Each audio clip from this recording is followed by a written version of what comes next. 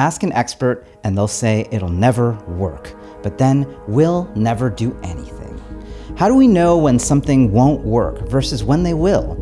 In most fields, we rely on experts. Experts say. Experts say. Our experts say. But what works for TV news doesn't work for us, the people who want to build and create the future. If you listen to experts, you'd be wildly wrong. In 1927, the founder of Warner Brothers said, "Who the hell wants to hear actors talk?" In 1962, Decca Recording Co. rejected the Beatles, saying, "We don't like their sound. Guitar music is on the way out." And in 1943, Thomas Watson of IBM said, "I think there's a world market for maybe 5 computers." And if that wasn't enough, look at Microsoft's CEO at the time when someone asked him about the iPhone. $500 fully subsidized with a plan? I said, that is the most expensive phone in the world, and it doesn't appeal to business customers because it doesn't have a keyboard. Each of these people were clearly eminent in their fields when they failed to see what was about to happen to them and their businesses. Today, we're talking about why you can't rely on experts and what you can rely on. If you can do the things we talk about in this video, you'll be able to see through the knee-jerk reaction of "it will never work." Let's get started.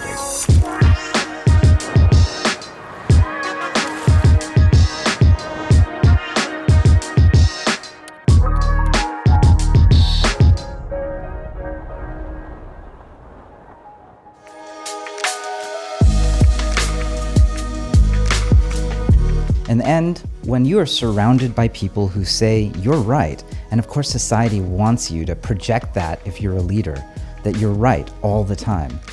Well, the problem with that is you start to believe what you're told, and that's where we get into trouble. Ballmer's reaction to the iPhone is sort of a classic fatal flaw of successful CEOs. We're so big, we believe in ourselves completely, so there couldn't be another worldview that is more predictive or more right. Author Chip Heath says, "Experts aren't any good about predicting the future. What they are good at is explaining how similar situations have worked out in the past." So that's the rub. Experts can tell you how things happened in the past, but are terrible at telling you what is going to happen in the future. Prolific expertise in a field does not mean they know what the future is. And embedded in that is an idea that things tend to stay the same. The thing is, you'd be generally right about that. In 1987, the New York Times wrote an article about famous investor John Templeton, where he said the 4 most dangerous words in investing are, "It's different this time." But in that same article, Templeton admits, about 20% of the time, it really is different. Relying on experts to tell you what the future is makes sense, but it betrays one big mistake, that you might not actually fully trust yourself. Philosopher Alan Watts talks about that right here.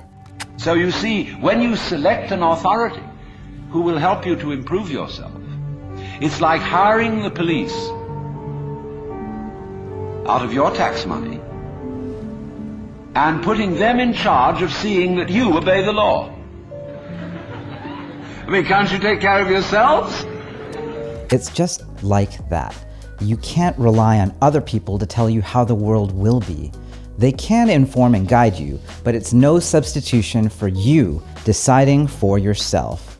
Nobody is coming to save us. We all have only ourselves. This world is changing. It might actually really be different this time, and you should take heart. Hey, 20% of the time it really is.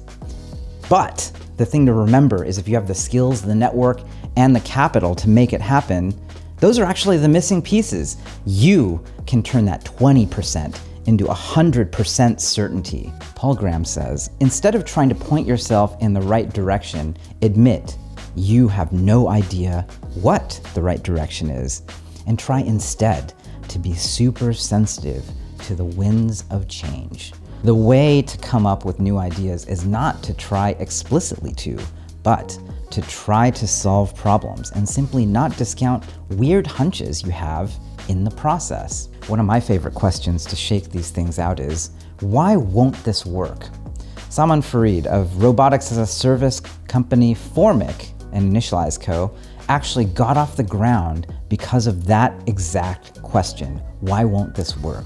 As longtime robotics investors, we discovered most robotics startups focus on the tech and do the business and go-to-market financing side later. Formic focused on the go-to-market and customer first. Do factories actually want software and hardware? No, they actually just want to be doing things more efficiently with robots. They want the outcome. So what if Formic just focused on that and used whatever technology was best? Salman pitched this to us and said, Gary, tell me why this won't work. We looked into the numbers, the model, and the market size, and the competitive alternatives. And for me, we honestly couldn't find any reason why it wouldn't work.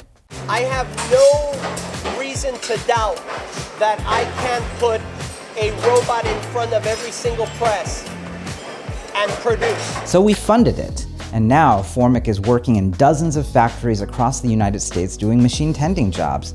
There will be thousands of these robots that will deploy across the country over the next few years. I think Formic is probably going to be the defining robotics startup of our generation. Salman did what Paul Graham mentioned earlier. Don't try to come up with ideas explicitly. Try to solve problems and follow your hunches. The rest is in you trying to do a thing and have it work and grow.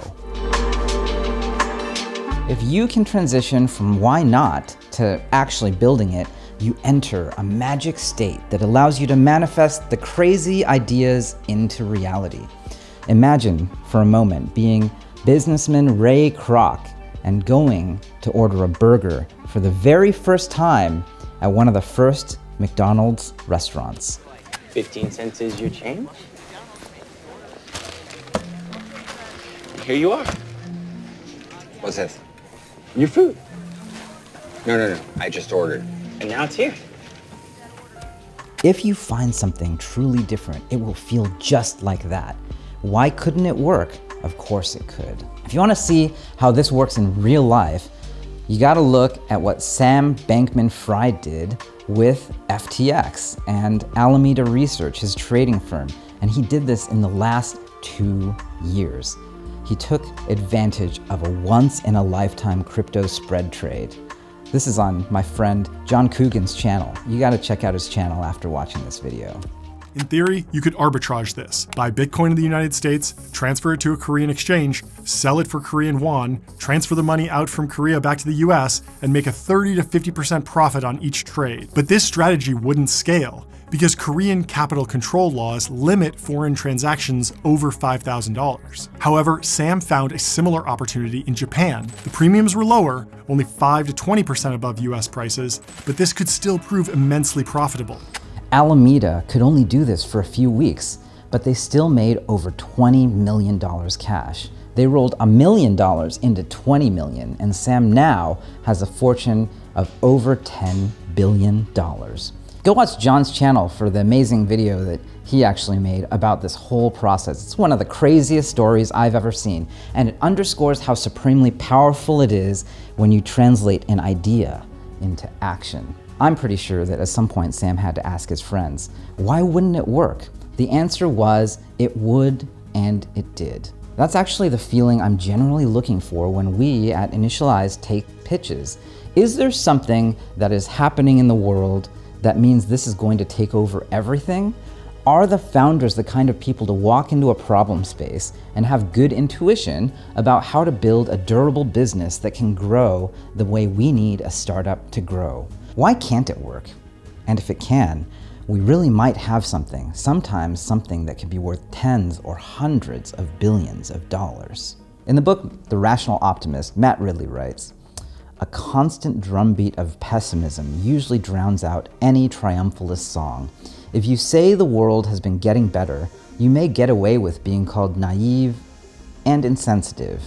If you say the world is going to go on getting better, you're considered embarrassingly mad. If, on the other hand, you say catastrophe is imminent, you may expect a MacArthur Genius Award or even a Nobel Peace Prize. In a fallen world, the world we live in, it's easy to get down about what's possible.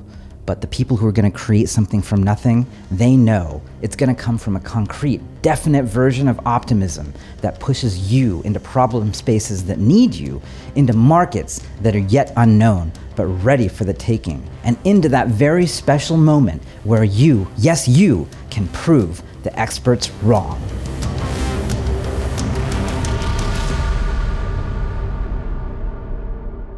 That's it for this week. If you found my channel for the first time, thanks for watching all the way to the end. I'm a designer, engineer, and product manager who became a founder and now a venture capitalist investor. We were the first investors in hundreds of startups, 25 of which have become unicorns. And we were early investors in startups that have now gone on to create more than $200 billion worth of market value. Why YouTube? Because I believe this is the most growth mindset time to ever be alive. There's more money in the world than ever. And now, with know-how and people networks, it is more important than ever that you, yes you, work on solving the infinite problems that surround us through engineering, design, great PM, building great teams. That's the path, and I want you to play a part in that.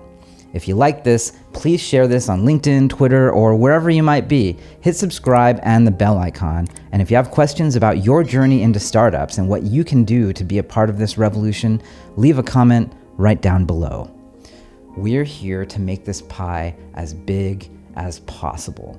Tech is remaking this world. What will your line of code be? I'll see you next week.